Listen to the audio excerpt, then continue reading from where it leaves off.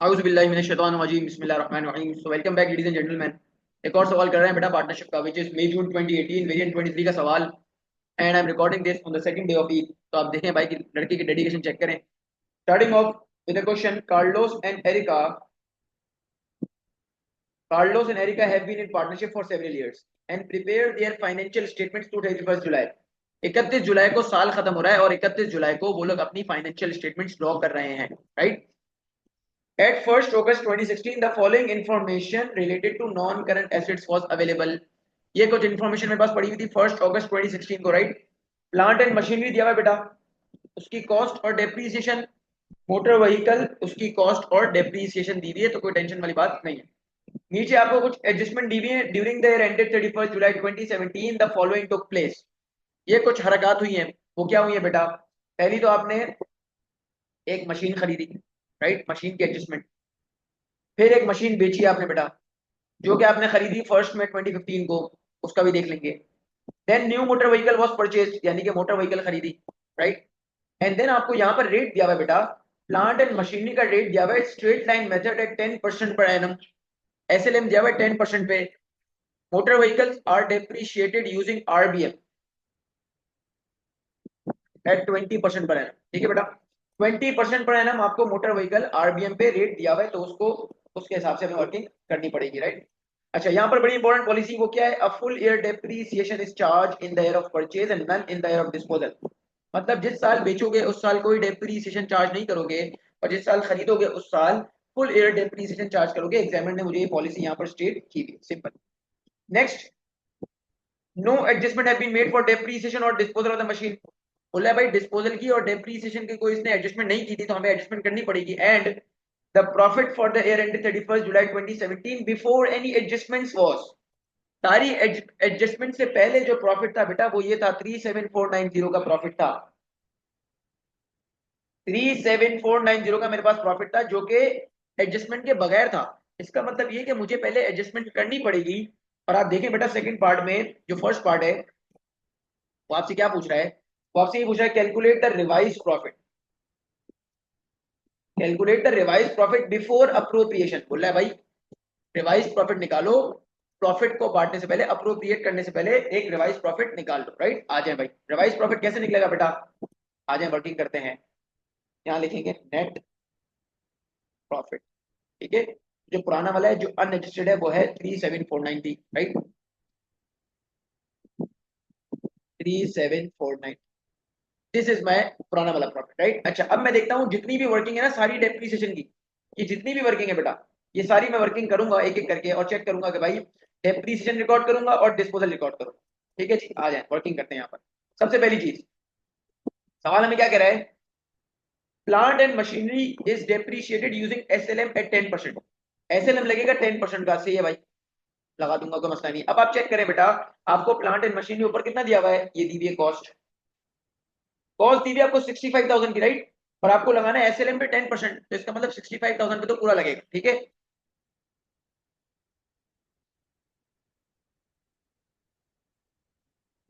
Is 6500 done. अच्छा भाई, ये हो गया। अब एक एक करके सारी वर्किंग करते रहेंगे। फिर आओ बेटा एडजस्टमेंट नंबर 1 पे। हम अभी बात कर रहे हैं प्लांट एंड मशीनरी की, ठीक है।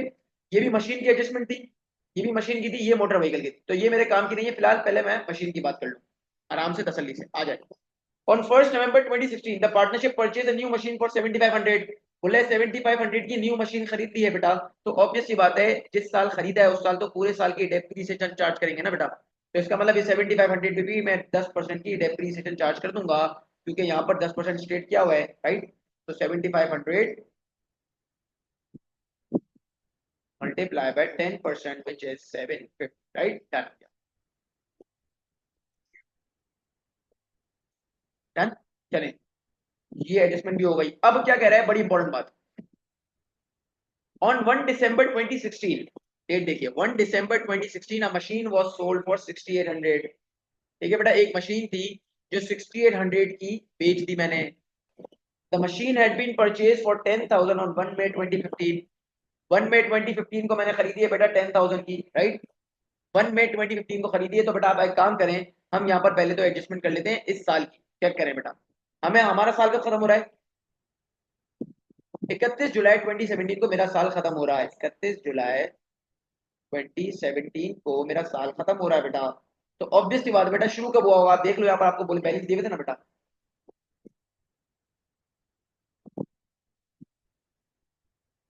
1 अगस्त 2016 को एक साल शुरू हुआ होगा, ठीक है।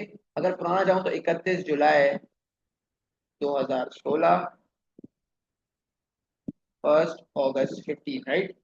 और अगर पीछे जाऊं बेटा, 1 अगस्त 14, 31 जुलाई 15, राइट। अच्छा अब ये क्या कह रहा है जरा देखिए गौर से। एग्जामिनर आपसे ये कह रहा है on 1 December 2016 machine was sold, machine बेच दी 1 दिसंबर 2016 को। 1 दिसंबर 2016 का मतलब क्या होता है बेटा, कि इसका मतलब ये यहाँ कोई फॉल करेगा, ठीक है भाई। अगस्त के बाद यहाँ बीच में फॉल कर रहा होगा ना, कि यहाँ पर आपने दिसंबर में ये मशीन बेच दी, राइट। तो ये खरीदी कब थी ये चेक कर लें। दिस वाज बॉट ऑन 1 मई 2015, 1 मई 2015 को आपने बात खरीदी थी, यानी कि 1 मई 2015 यहाँ फॉल हो रहा होगा बेटा। 1 मई 2015 इस साल फॉल हो रहा होगा, इस साल में, ठीक है। तो इसका मतलब इस साल की डेप्रिसिएशन लगेगी, यस लगेगी, क्योंकि जिस साल खरीदोगे उस साल फुल ईयर की एग्जामिनर ने ऊपर आपको पॉलिसी बताई हुई थी, ठीक है जी। इस साल की भी लगेगी, इस साल की भी लगेगी, मतलब ईयर 1 की, ईयर 2 की भी लगेगी, ईयर 3 की नहीं लगेगी, बिकॉज इस साल मैंने एसिड बेच दिया बेटा। और ऊपर एग्जामिनर क्या कह रहा है कि none in the year of disposal, none in the year of disposal, जिस साल बेचोगे उस साल कोई डेप्रिसिएशन चार्ज नहीं करनी है। तो इसका मतलब 2 साल की इस पे लग जाएगी डेप्रिसिएशन। तो चेक कर लेते बेटा, इसमें कितनी लगेगी, 10,000 की कॉस्ट थी, मल्टीप्लाई बाय 10%, विच इज 1,000। 1,000 को 2 साल से करूंगा तो ये आ जाएगा 2,000 रुपए, ठीक है बेटा। मतलब 2 साल की आ गई 2,000 rupees is the depreciation for 2 years, ठीक है बेटा। अच्छा साथ ही साथ ये निकाल लो, 2,000 रुपए की डेप्रीसिएशन पुराने 2 साल की थी, ईयर 1 की, ईयर 2 की, इस साल की नहीं थी। मैं इस साल की अकाउंटिंग कर रहा हूँ, मतलब इस साल में कोई डेप्रीसिएशन इसकी चार्ज नहीं होगी, राइट। 2,000 रुपए की आ गई है। अब साथ ही साथ हम ये कर रहे हैं तो हम डिस्पोजल वगैरह भी निकाल लें कि भाई लॉस हुआ या गेन हुआ। तो बेटा चेक करें इधर, बेची कितने की है, 6,800 की, कॉस्ट सोल्ड लिखा हुआ है ना बेटा। अच्छा 10,000 की मशीन थी, सोचने वाली बात है बेटा, यहाँ वर्किंग कर रहा हूँ, 10,000 की मशीन थी, 2,000 की इस्तेमाल कर ली, राइट।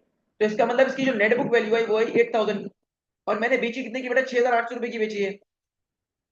तो इसका मतलब मैंने लॉस में बेची है, 6,800 माइनस किया, मेरा आंसर आएगा 1,200 रुपए लॉस, ठीक है जी। लॉस ऑन डिस्पोजल, ठीक है बेटा। ये आ गया मेरा लॉस ऑन डिस्पोजल 1,200 रुपए का, ये भी मैंने साथ साथ रिकॉर्ड कर लिया है। अच्छा अब सवाल ये है कि बेटा एक बात बताएं, अब बेटा सोचने वाली बात क्या है, ऑन 1 दिसंबर 2016 को आपने ये मशीन बेची, खरीदी कब थी बेटा, 1 मई 2015 को। 1 मई 2015 को खरीदी थी, तो इसका मतलब ये इस बैलेंसेस में इंक्लूड है, कि 10,000 रुपए इस बैलेंसेस में इंक्लूड है। तो उसका मतलब ये है कि इसकी ये जो चला गया ना एसेट, जब चला गया तो जाहिर है इसकी यहाँ डेप्रीसिएशन मैंने रिकॉर्ड कर दी है, राइट। यहाँ ये इंक्लूड हो चुका है, तो इसका मतलब मुझे यहाँ से इसको निकालना पड़ेगा, विच इज 65 - 10, तो मैं 55,000 पे डेप्रीसिएशन चार्ज कर दूंगा, विच इज 5,500, राइट। तो मैंने बेटा यहाँ पर ही जो वर्किंग की है ये एक्चुअली में 5,500 है।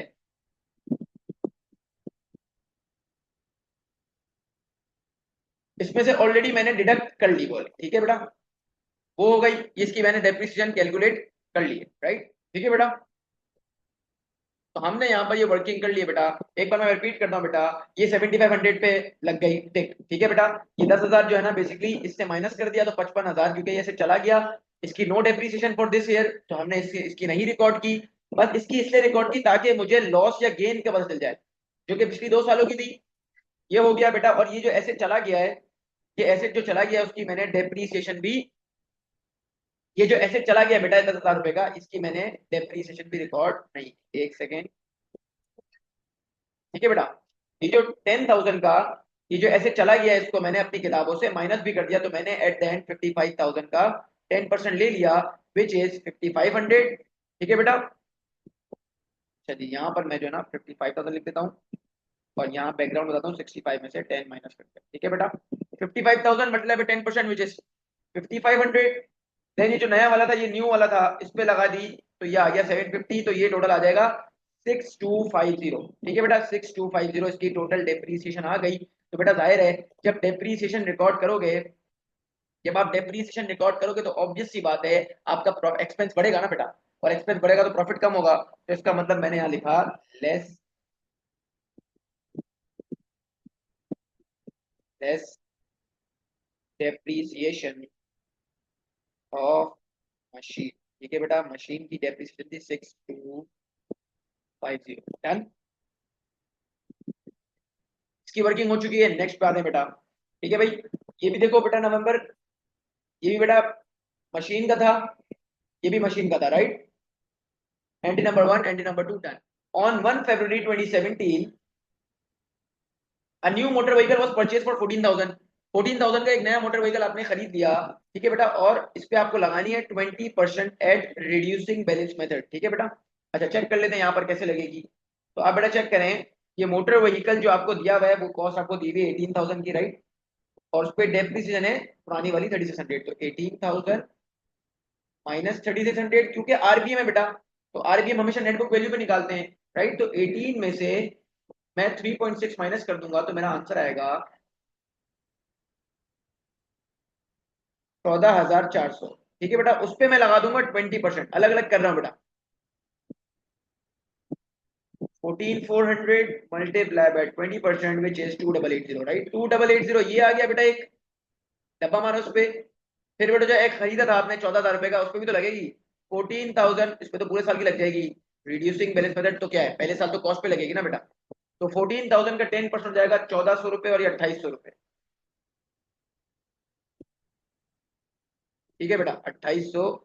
एक सेकेंड, 2,800, तो ये 2,800 plus 2,880 plus 2,880, so my amount is 5,680। तो मेरी डेफिनेशन आ गई बेटा इसकी 5,680 की। मैंने यहाँ लिखा 5,680 less DEPR depreciation of motor vehicle. Short लिख रहा हूँ, आप लोग पूरा लिखेंगे। इसके बाद बेटा एक और चीज, हमने यहाँ पर लॉस भी तो निकाला था। देखिए लॉस ऑलरेडी हमने कैलकुलेट किया हुआ था, राइट। लॉस तो ऑलरेडी निकाला था 1,200 रुपए का, तो ये लॉस में रिकॉर्ड कर लूंगा। और loss on disposal is my expense. Expense में जब जाएगा तो एक्सपेंस बढ़ेगा और प्रॉफिट कम होगा बेटा, तो लॉस ऑन डिस्पोजल भी रिकॉर्ड हो जाएगा। तो मैंने लिखा लॉस ऑन डिस्पोजल 1,200 रुपए लॉस ऑन डिस्पोजल, राइट।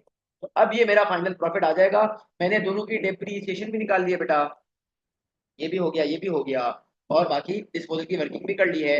अब मेरे पास जो फाइनल आंसर आएगा वो मेरा आ जाएगा प्रॉफिट, फाइनल प्रॉफिट आएगा। ठीक है बेटा, तो अमाउंट इज 24,360, राइट। ये मेरा आ गया फाइनल नेट प्रॉफिट। ठीक है बेटा, डन हो गया। नेक्स्ट ये वर्किंग की आपको जगह दी 5 मार्क्स का, ये पूछा हुआ एडिशनल इन्फॉर्मेशन। एडिशनल इन्फॉर्मेशन क्या है जरा पढ़ लेते हैं। एडिशनल इन्फॉर्मेशन में एग्जामिनर क्या कह रहा है, the terms of partnership agreement are as follows. Annual partnership salaries, Carlos की बेटा ये 10,000 रुपए, एरिका की 15,000। इंटरेस्ट ऑन कैपिटल 3% पर एनम। ठीक है। No interest is paid on drawings up to 20,000। बोले 20,000 की ड्रॉइंग्स पे no interest. Interest at the rate of 6% is to be charge on any drawings in excess of 20,000। मतलब access का मतलब क्या है कि 20,000 से ज्यादा की अगर हो गई ना, तो बेटा आप 6% का इंटरेस्ट आप चार्ज करोगे। ठीक है, 6% का इंटरेस्ट आप ये चार्ज कर दोगे अगर 20,000 से अमाउंट से एक्सीड कर गई तो। ठीक है। Next, profit and losses are to be shared in the ratio of capital invested. ठीक है, कर लेंगे, पुराना वाला सवाल है। The following information is also available, ये चीजें गिवन है आपके पास। सवाल क्या बोल रहा है बेटा, अप्रोप्रिएशन अकाउंट बनाओ। अप्रोप्रिएशन अकाउंट बेटा शुरू कहां से होता है, नेट प्रॉफिट। कौन सा नेट प्रॉफिट, जो हमने ऊपर निकाला हुआ है, विच इज 24,360। ये देखें। ठीक है बेटा, 24,360, तो यहाँ लिखा 24।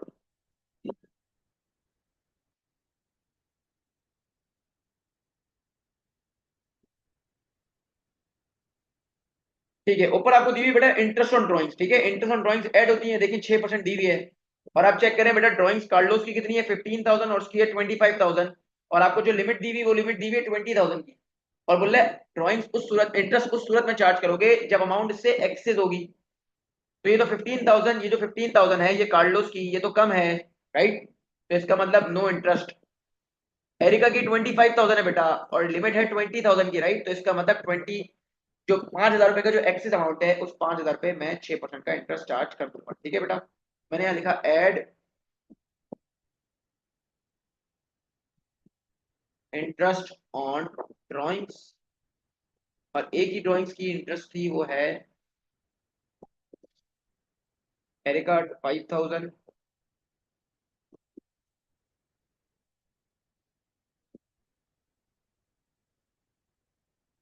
एरिका 5,000 मल्टीप्लाई बाय 6%, 300 रुपये। ठीक है बेटा, ये ऐड हो जाएगा, डन हो गया, ये हो गया। इसके बाद आते हैं बेटा इंटरेस्ट ऑन कैपिटल पे। Interest on capital 3% per annum, capital दिया हुआ है बेटा 84,000 और 28,000, राइट। मैंने लिखा less interest on capital, right, 3 Erica. ठीक है बेटा, कार्लोस का आपको क्या दिया हुआ है? कार्लोस का आपको कैपिटल दिया हुआ है 84,000 का, और उसका दिया हुआ है 28,000 का, rate 3%, 84 and 28, right. 2520, 28,000 multiplied by 3%, my amount is 840, right? 840 plus 2520, my amount is 33। ठीक है बेटा, अमाउंट आ जाएगी। अच्छा, ऊपर है और क्या दिया हुआ है बेटा? ये हो गया। अच्छा, अब क्या बोल रहे हैं? सैलरी दी हुई है कार्लोस को 10,000, एरिको को 15,000, राइट। तो बेटा लेस सैलरी करूंगा, less salary Carlos residual profit. ठीक है बेटा, प्रॉफिट या लॉस जो भी आएगा चेक कर लेते हैं। अमाउंट क्या आ रही है बेटा? 24360 प्लस 300 माइनस 3360 माइनस 25, 3700 का लॉस आ गया, रेसिडुअल लॉस। ठीक है बेटा, 3700 लॉस आ गया मेरा। अच्छा, अब इस लॉस को तकसीम भी तो करना है, क्योंकि सवाल में ऊपर क्या बोला है? Profit and losses to be shared in the ratio of capital invested. बेटा याद है हमने एक लास्ट सवाल किया था, उसमें भी यही था कि जिस तरह कैपिटल इन्वेस्ट किया उसी रेशियो में डिस्ट्रीब्यूशन होगी। तो आप चेक कर लें बेटा, कैपिटल एक का है 84,000, राइट। 84,000 एक का है, 28,000 एक का है, जरा गौर से देखिएगा बेटा। 84,000 प्लस 28,000, इन दोनों का जब मैं प्लस करूंगा, अब मैं ये रेशियो निकालना सिखा रहा हूँ। 84 plus 28, 112,000, right, 112,000।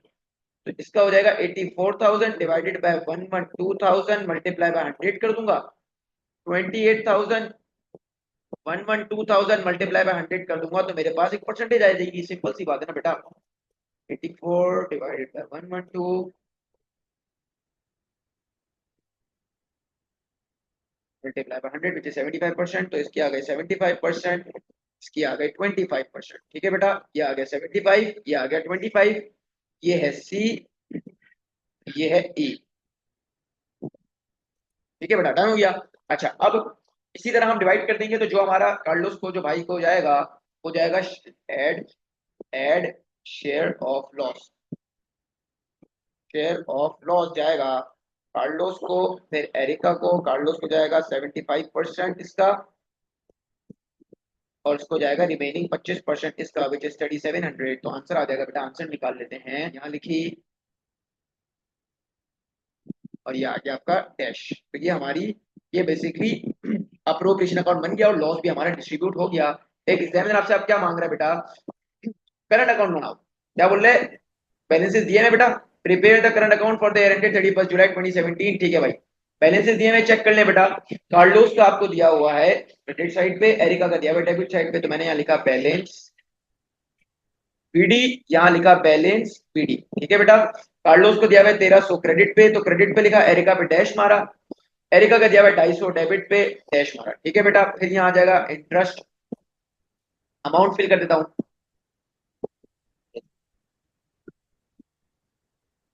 Interest on drawings, एक और चीज, ड्रॉइंग्स, यहाँ आ जाएगा इंटरेस्ट ऑन कैपिटल। ठीक है बेटा, तो सैलरी आ जाए। इंटरेस्ट ऑन कैपिटल कितना है सबसे पहले चेक कर लें बेटा। इंटरेस्ट ऑन कैपिटल जो मुझे नजर आ रहा है वो आ रहा है 2520 एंड 840, राइट, 2520 एंड 840। तो मैंने यहाँ लिखा 2520 डन। अब सैलरी चेक कर लें बेटा, कार्लोस की सैलरी कितनी है? 10,000 की उसकी है, 15 की उसकी है, चेक कर लें। 10,000 एंड 15,000, तो यहाँ लिखा 10,000, 10,000 एंड 15,000 डन। चलें जी, नेक्स्ट पे आते हैं। इंटरेस्ट ऑन ड्राइंग से उसकी तैयारी का 300 रुपये। इंटरेस्ट ऑन ड्राइंग एरिका की 300 रुपए की, इधर डैश मारो बेटा। और दोनों की ड्राइंग्स कितनी थी चेक कर लें। दोनों की ड्राइंग्स क्या गिवन है आपको। ड्राइंग्स है बेटा 15,000 एंड 25,000, ठीक है। 15,000 एंड 25,000, 15,000 एंड 25,000। बेटा फिर आपको पता है शेयर ऑफ प्रॉफिट तो था नहीं, तो शेयर ऑफ लॉस था, तो शेयर ऑफ लॉस मैं यहाँ लिख दूंगा। शेयर ऑफ लॉस जो मैंने डिस्ट्रीब्यूट किया था 3700 को, जो डिस्ट्रीब्यूट किया था 2775 एंड 925, राइट। 2775 एंड 925, तो ये मेरा अकाउंट था। अब मैं इसको टोटलिंग कर लूंगा, जो भी हैवी साइड होगी वो balance C D B D में निकालना, तो मतलब इतना आसान है, मसला नहीं है। आ जाए बैलेंस भी कर लेता हूँ साथ साथ में, ताकि चीज क्लियर हो जाए, ठीक है बेटा।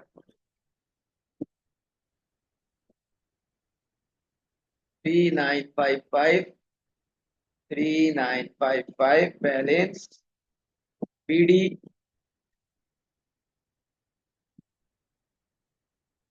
10635 so this is my answer। तो बेटा ये था मेरा करंट अकाउंट, ठीक है। करंट अकाउंट में बनाया, करंट अकाउंट में आपको पता है बेसिकली बेटा ये है क्रेडिट नेचर का अकाउंट, मतलब क्रेडिट में प्लस एंड डेबिट में माइनस, क्योंकि यहाँ पर मैं बेसिकली पार्टनर्स के पर्सपेक्टिव से काम करता हूँ। एंड अप्रोप्रिएशन में ये सारी चीजें थी बेटा। ऐड किया interest on drawings, interest on capital less, salary less and share of loss भी लेस, ऐड कर दिया, सॉरी प्रॉफिट होता तो लेस कर देता, ठीक है बेटा। अच्छा यहाँ पर सिर्फ एक गेम ये थी बेटा, ऊपर आऊं जरा,